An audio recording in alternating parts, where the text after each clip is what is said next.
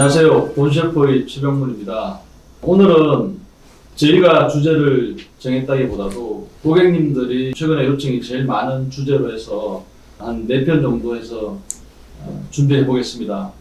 그 주제가 뭐냐면 최근에 부동산, 자산 등 자산이 너무 이렇게 가치가 뛰고 있습니다. 그래서 저희들도 절세 컨설팅, 또 세금에 대비하는 부분, 특히 이제 전체적인 자산이 뛰다 보니까 상속에 대비하는 상속세 지원 마련 이런 이제 질문도 많이 받습니다. 그래서 오늘은 저희 회사에 WM 센터가 있는데 WM 센터장 김종혜 센터장하고 또 자산가 고객을 어떻게 보면 상담을 가장 많은 경험을 가지고 계신 우정우 전문가 두 분과 함께 이번 주제에 대해서 얘기를 나눠보도록 하겠습니다.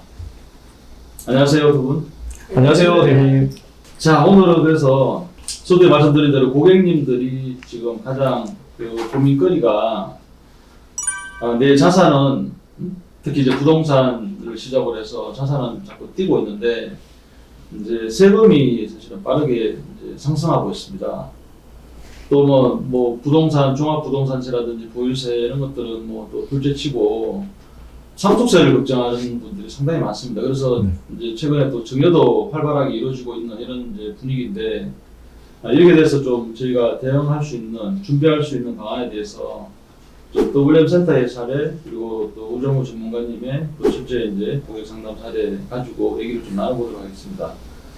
자, 먼저 최근에 부동산 현황에 대해서 한번 말씀해 주시죠. 제가 뭐라고 얘기를 하기 전부터 아마 고객님들이 너무 잘 알고 계실 겁니다. 워낙 부동산 값이 자고 일어나면은 막 1억, 2억 막 올라갔다는 신문 기사도 자주 접할 것이고요. 그래서 부동산이 사실 비트코인도 이제 워낙 이제 붐을 이뤘지만 사실 지금 같은 경우에는 정말 이제 불장이라는 표현이 입에 이제 낯설지가 않을 정도로 많이 올랐습니다. 특히 이제 서울이 이제 오르다 보니까 경기권, 또 경기권이 오르고 또 지방 이렇게 해서 올라서 고객님들, 주택을 가지고 계신 고객님들은 너무 좋았습니다. 그런데 WM 센터에 문의를 주시는 이제 사례는 집이 많이 올라서 문의 주셨다기보다는 많이 올랐기 때문에 문의를 이제 주시는 사례가 많은 거죠. 그 이유에 대해서는 이따가 말씀드리겠습니다. 지방의 경우 어떻습니까? 우리 우정우 전문가님은 또 대구에서 이제 활동을 활발히 하고 계신데 대구의 경우는 좀 어떻습니까? 네, 대구의 경우도 수성구가 이제 부동산으로서는 가장 인파율이 높은데 전반적으로 6년 전부터 부동산이 오르기 시작해서 지금 부동산이 6년 전에 비하면 최소 2배 이상 인상되었다고 볼 수 있습니다. 서울하고 자꾸 근접해지는 것 같아요, 대구도 수성구가. 차이가 많습니다. 자, 이제 부동산에 관해서 지금 이제 얘기를 시작을 하고 있는데 부동산 투자의 장점도 있을 거고 또 단점도 있을 것 같아요. 그에 대해서 한번 말씀해 주시죠.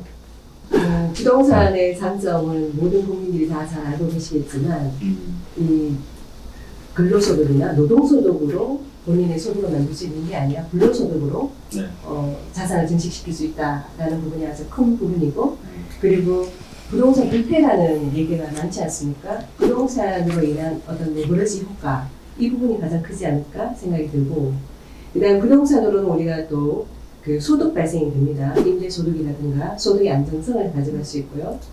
부의 대물림이 될 수 있고요. 실물 자산의 영속성이 있습니다. 그리고 인플레이션을 좀 해치할 수 있습니다. 현금에 비해서.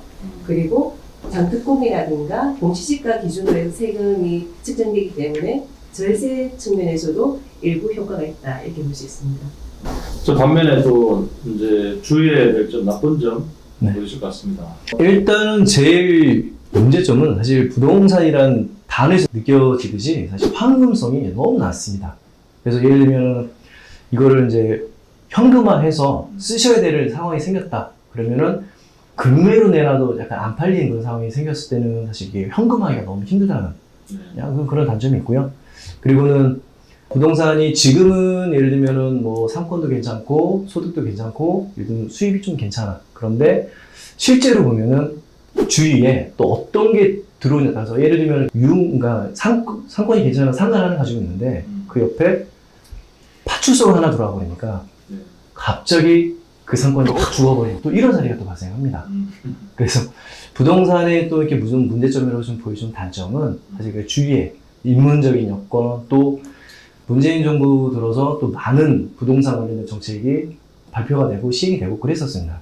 약 20건이 넘게 약 30건 정도가 이제 발표가 됐는데, 그러니까 그러다 보니까 정책에 따라서 많이 또 좌지우지가 되는, 또 세금, 또 뭐 세법이 변경에 따라서 좌지우지 되는, 또 이런 것들이 많은 영향을 또 받는 그런 문제가 있고요.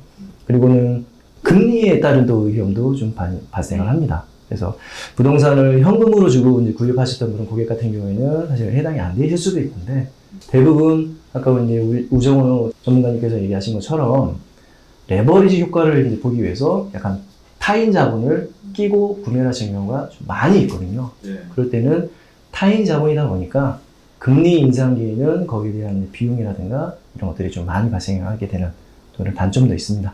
그리고 높은 거래 비용이죠. 그래서 뭐 예를 들어 취득했을 때 취득세, 뭐 등록세, 인지세 뭐 등등 이런 세금이 더 많이 발생하고, 또 보유 시에 또 보유에 따른 그런 뭐 종합부동산세, 또 재산세 이런 것들에 대한 비용, 세금 이런 것들이 많이 발생하는 거죠. 그 장단점을 이제 두 분이 말씀해 주셨는데 네. 방금 세금 문제가 지금 좀 이제 언급됐는데 네. 부동산 관련한 세금에 대해서 네네. 조금만 좀 디테일하게 정리를 한번 해주시죠. 네. 그 부동산 관련된 세금으로 좀 정리를 하자면 사실 취득 시, 보유 시, 처분 시 이 한 세 가지 단계로 세금을 좀 구분해 볼 수가 있고요. 그래서 취득 시에는 당연히 취득세, 그다음에 농어촌 특별세, 지방교육세 이렇게 이제 세금이 붙게 됩니다. 그런데 취득 시는 그냥 내가 양도 매매로 이제 취득하는 경우도 있지만 사실 상속이라든가 뭐 증여로 인해서 취득하는 경우도 있다 보니까 상속세, 그다음에 증여세, 그리고 거기에 따른 또 인지세 이렇게 이제 발생을 하게 되고, 그리고 이제 취득을 해서 가지고 있다 보면은 이제 보유시의 세금이 이제 발생을 하게 됩니다. 그래서 보유시에는 재산세, 지방교육세, 지역 자원 시설세 라는 이제 지방소득세가 발생하게 되고, 그리고 종합부동산세, 농어촌 특별세의 국세가 이제 발생을 하게 됩니다.